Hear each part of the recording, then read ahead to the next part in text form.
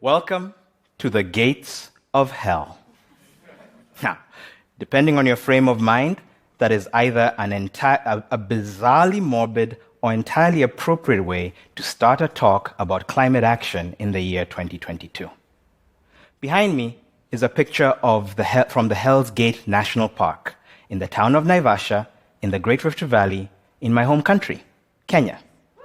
Now, its name may not scream tourist trap, but believe me, it is a beautiful part of the world and you should all try and visit sometime.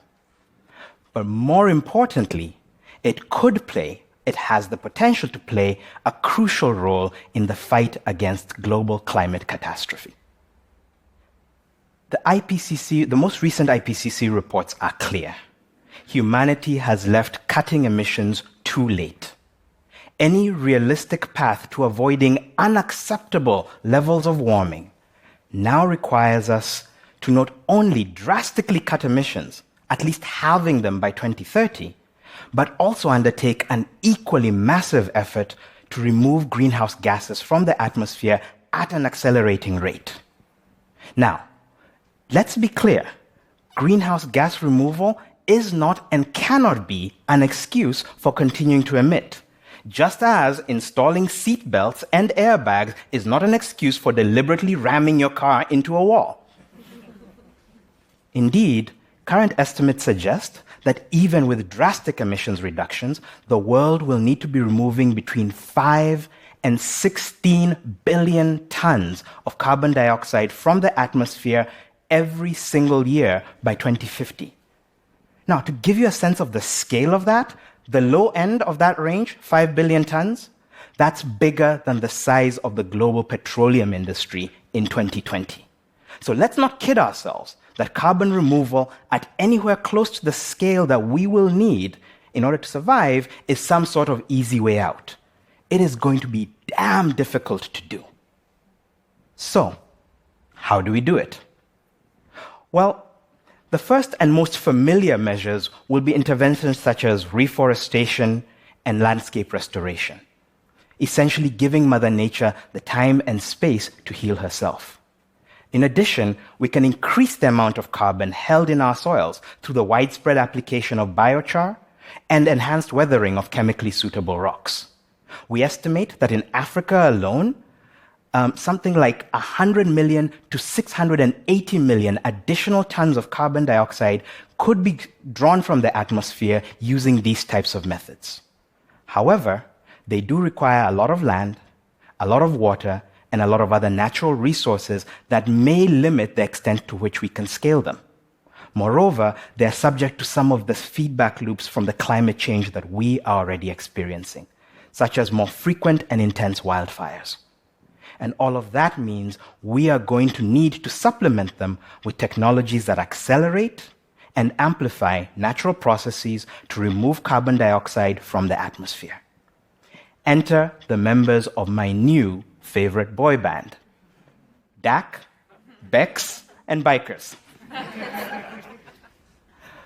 These are a set of engineered approaches that use physical, chemical, and biological processes to gather and concentrate carbon dioxide from the atmosphere before safely sequestering it, usually underground. As more people run the climate math, you're seeing growing levels of interest and investment in these technologies, with billions of dollars already being committed to early pilots and installations in various parts of the world, particularly in Europe and North America. But the reality is they have a very long way to go. To date, engineered removals around the world have accounted for something like 100,000 tons of carbon dioxide removed, total. To get to the multi-billion ton scale we're going to need by 2050 is going to take a truly epic process of exponential scaling. Probably means we need to get to something. If we want to have a realistic shot at it, we need to get to something like 100 million tons per year by 2030. For those of you running the calculators, that's a 1,000-fold increase in less than a decade. And guess what? We will have to continue that insane rate of growth for another 2 decades after that. And here's the really bad news. anything close to that level of scaling of this industry in the places where it's currently being piloted presents some really difficult climate action trade-offs. For that, let me take the example of DAC, or direct air capture. The best-known DAC facility in the world is in Iceland. It's the Orca plant in Iceland. It was inaugurated last year, 2021. It uses plentiful green geothermal energy to capture carbon dioxide, dissolve it in water, and inject it into porous basalt deep underground, where it chemically reacts to create a stable solid that can stay there for centuries. It takes the equivalent of between 2 and 3 megawatt hours of energy to take a single ton of carbon dioxide today and render it in that way. To get to the 100 million number in 2030 would entail, on that track, would entail something like 200 to 300 terawatt hours of electricity. Again, that's about half the electricity usage of Germany. And all of that power would need to be renewable, otherwise we would be taking 2 steps forward and 1.5 steps back. Now, it's reasonable to expect and assume that we're going to see substantial improvements in energy efficiency of these technologies as we deploy them and learn to use them better. However, keep in mind that probably the most urgent thing we can do to slow climate change right now is stop current emissions. And so, scaling these technologies in places where we do have fossil fuel energy emissions that we could be curtailing does not make sense. Essentially, every unit of renewable energy that we are bringing on stream in places like North America and Europe should be going towards displacing and retiring existing fossil fuel capacity. And so the world is kind of stuck. Right? We need to scale this technology. We need to get DAC down the cost curve and up the efficiency curve urgently. Our lives literally depend on it. But at the same time, we cannot do it except at the expense of other equally urgent climate imperatives. So we need places in the world that somehow have 3 characteristics. A, they need to have the right geophysical conditions. Plenty of porous basalt rock in a geothermally active zone is one such example. 2, they need to have plenty of renewable energy potential. And 3, they need to have no current proximate emissions that renewable energy could be used to displace. And that brings us back to Hell's Gate National Park. Here's another view of the park from an angle that may explain its potential. That is one of the power plants that together constitute the Olkaria geothermal energy plant, which provides about 1/3 of Kenya's electricity. That's right. My home country not only has 92% renewable electricity being dispatched on its grids today, but its largest single energy installation is seamlessly integrated into an honest-to-goodness national park. Literally, between the different plants, you can see herds of zebra peacefully grazing all times of the day. Right? It's amazing. Now, at about just under 1,000 megawatts, Olkaria is nothing to sneeze at. It's one of the largest geothermal electricity installations in the world. But it's barely scratching the surface of the potential in Kenya.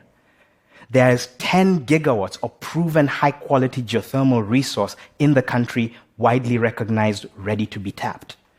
And in addition, Kenya is endowed with excellent wind and solar resources that have also barely been exploited. We are on the equator, after all. We estimate conservatively that there's about 50 gigawatts of potential deployable renewable energy in Kenya that could be readily accessed with the right level of investment. And yet, Kenya remains an energy-poor country, where despite a lot of progress in recent years, more than 1/4 of the population still does not have access to basic electricity. And those that do often pay prices that are almost 3 times as much as their counterparts in countries like India and China. Now, you might be sitting there wondering, well, all right, James, if this is true, if Kenya has all of this renewable energy potential and all of these people in need of energy, Well, before we have this whole conversation about fancy climate tech, shouldn't we first have a TED talk about affordable energy access? And you would be right. Were it not for a particularly cruel paradox of energy economics in countries like Kenya. You see, part of the reason why energy is so expensive in the country is those consumers who are on the grid have to pay for capacity that is not currently being used. Right? There's something like 1,000 megawatt hours every day that goes begging because there isn't sufficient industrial demand. At the same time, those very same high energy prices make the country unattractive and uncompetitive for manufacturers and other users of energy looking for places to site their industries.